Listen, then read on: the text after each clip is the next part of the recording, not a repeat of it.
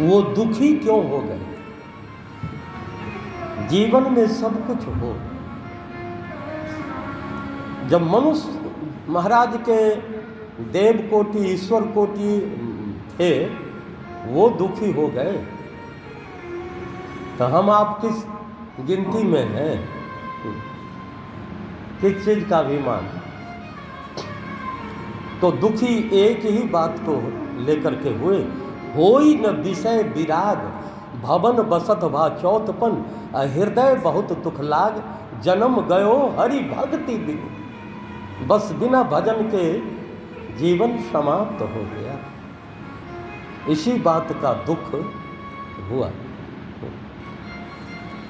तो बरबस राज सुतहि नृपदिन्हा जबरदस्ती अपने पुत्रों को सिंहासन पर बैठा दिया, नारी समेत गबन बन किन्हा, और तीर्थ वर नैमिष विख्याता। नैमी सारण में पति पत्नी चले गए।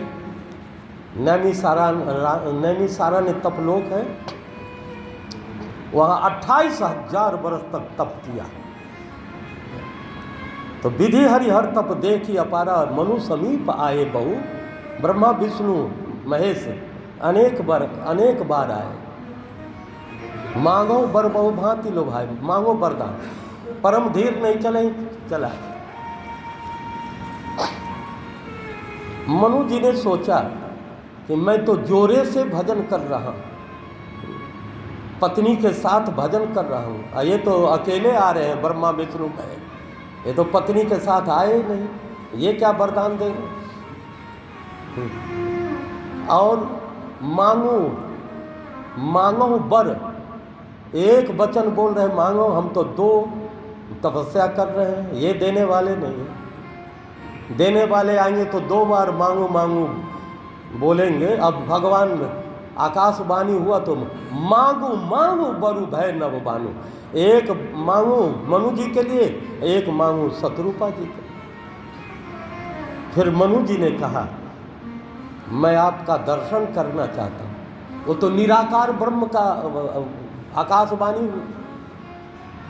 भगवान ने पूछा किस रूप में देखना चाहते हो?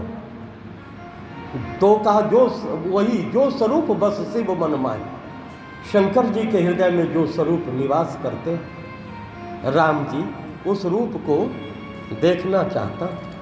अब भगत बछल प्रभु कृपा निधाना, अब विश्ववास प्रगटे भगवान प्रकट हुए, राम जी के रूप में प्रकट हो गए। अकेले नहीं, सीता जी के साथ प्रकट हुए। अकेले राम जी खंड ब्रह्म माने जाते हैं, और सीता जी के साथ अखंड ब्रह्म माने जाते हैं। सीता जी भी प्रकट हुई, वाम भाग शोभति अनुकूला।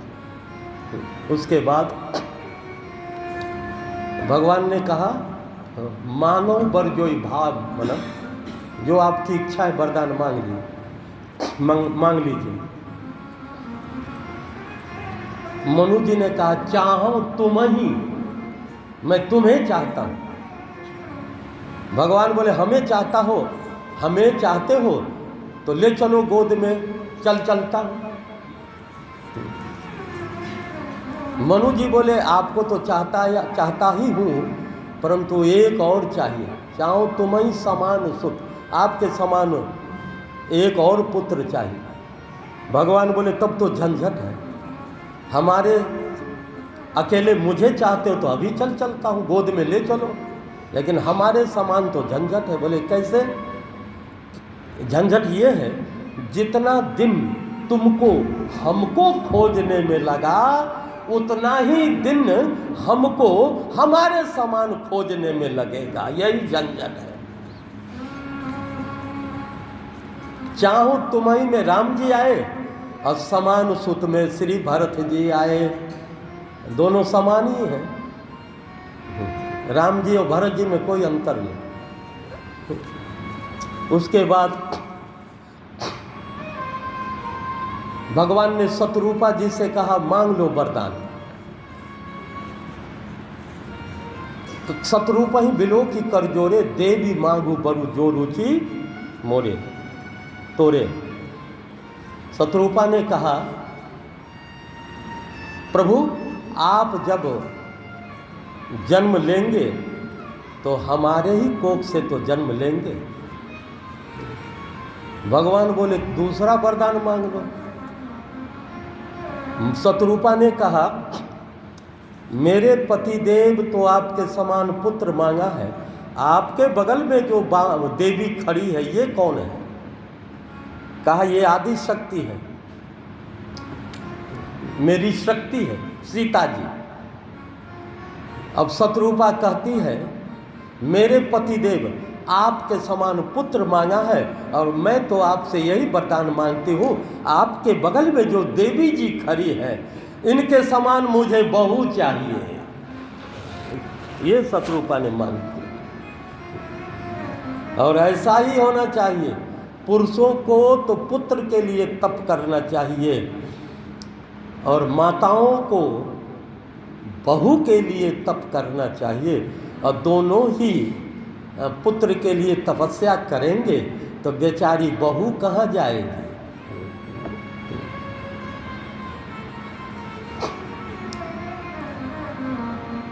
यहाँ तो नहीं लिखा है कि बहू के रूप में सीता जी को मांगा। यहाँ तो यही 6 सुख मांगा था। सोई सुख सोई गति सोई भक्ति और सोई निज चरण सने और सोई विवेक सोई रहनी प्रभु हम ही कृपा करी। इस दोहे में 6 बार सोई शब्द का प्रयोग हुआ है।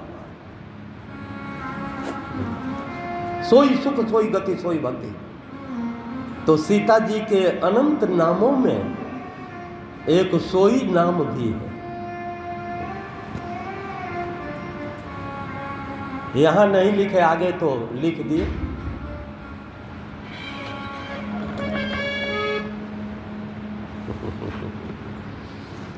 ऐसे ऐसे रामायण का मर्म है।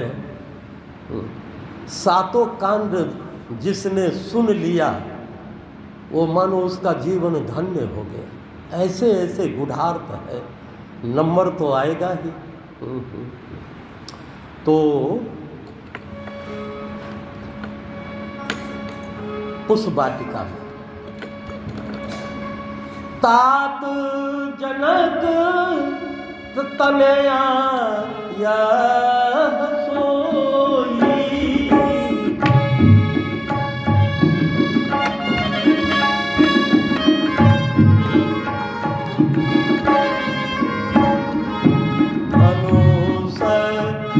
जग जेहिता न होई।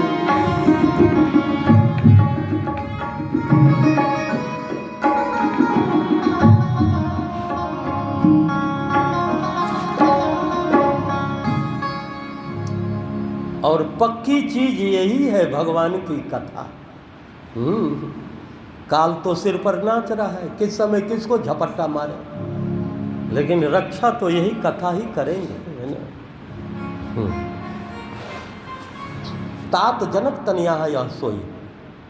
और सीता जी के अनंत नामों में सोई नाम भी है, इसलिए 6 बार सोई सोई लिखा है।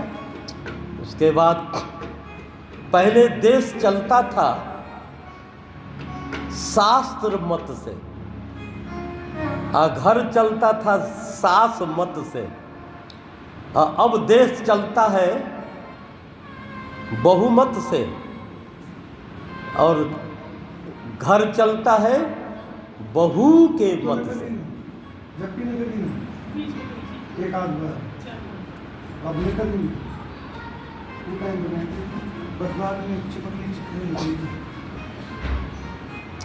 उसके बाद भगवान ने कहा कि आप स्वर्ग में निवास कीजिए और जब अयोध्या के राजा आप बनेंगे दशरथ के रूप में, तो मैं पुत्र के रूप में आऊँगा। वही है अवध भुआल तब मैं होब तुम्हार सुत।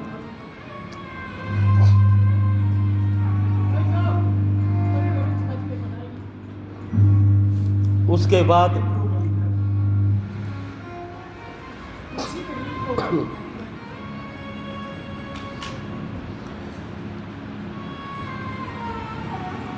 वही भानु प्रताप रावण कुंभकर्ण विभीषण बना। रावण कुंभकर्ण विभीषण। अच्छा, राम जी से पहले रावण का जन्म क्यों होता है? इसलिए कि रावण है अधिकार, अंधकार, राक्षस अंधकार के रूप है, रावण अंधकार है, राम जी हैं प्रकाश। अंधकार के बाद ही तो प्रकाश होते हैं। तो रावण, कुंभकर्ण और विभीषण तीनों घोर तप किया। जब घोर तप किया, बिजली गई ना।